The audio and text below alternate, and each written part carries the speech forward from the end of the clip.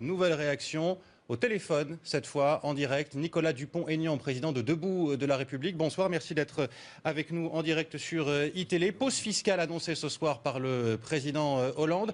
Purge fiscale, vous l'avez entendu il y a quelques instants, dit Jean-Louis Borloo. Est-ce que vous êtes d'accord avec le président de l'UDI?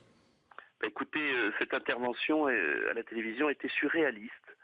Je me suis demandé si je vivais dans le même pays que M. Hollande. Et je pense qu'il y a des millions de Français ce soir qui se sont demandé si M. Hollande ne vivait pas sur une autre planète. Voilà. Alors il est habile, il faut reconnaître, une habileté incroyable, mais c'est un déni complet de réalité, d'autres l'ont dit avant moi. Oser parler de pause fiscale alors que les Français reçoivent leur feuille d'impôt qui les accable, et alors que le 1er janvier prochain, il va y avoir 6 milliards de plus de prélevés à travers la TVA, l'impôt le plus injuste. Il faut un culot ou une inconscience à toute épreuve. Le président Hollande a confirmé également un allègement sur les 2 premières tranches de l'impôt sur le revenu, ce qui est susceptible de donner un peu plus de pouvoir d'achat aux ménages les plus modestes. Est-ce que c'est une mesure qui vous satisfait ce soir, Nicolas Dupont-Aignan? En 2014, mais en attendant, les ménages modestes... C'est bientôt 2014. Écoutez, ils trinquent là, les ménages modestes, ils reçoivent leur feuille d'impôt alors qu'ils n'avaient jamais été imposés. Ils vont payer plus de TVA. On invente des taxes tous les jours. Donc, si vous voulez, ce qui ne va pas, c'est pas le premier d'ailleurs, Nicolas Sarkozy est mort politiquement de la même chose.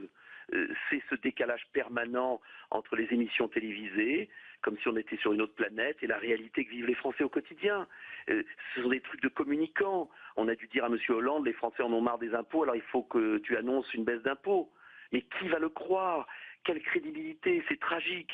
Cette intervention était tragique pour la politique, pour la crédibilité du président et de tout le monde.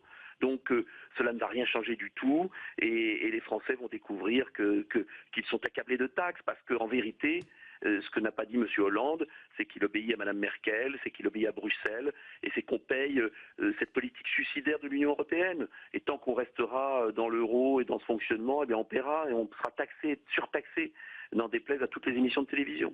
Autre dossier abordé ce soir par le président Nicolas Dupont-Aignan, c'est le chômage. Il y a un an, François Hollande disait que la courbe du chômage allait s'inverser d'ici la fin 2013.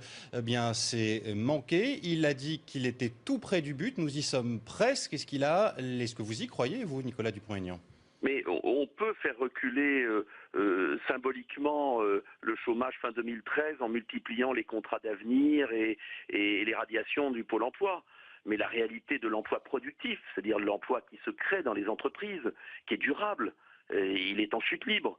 D'ailleurs, Madame Chazal l'a rappelé, 140 000 de moins.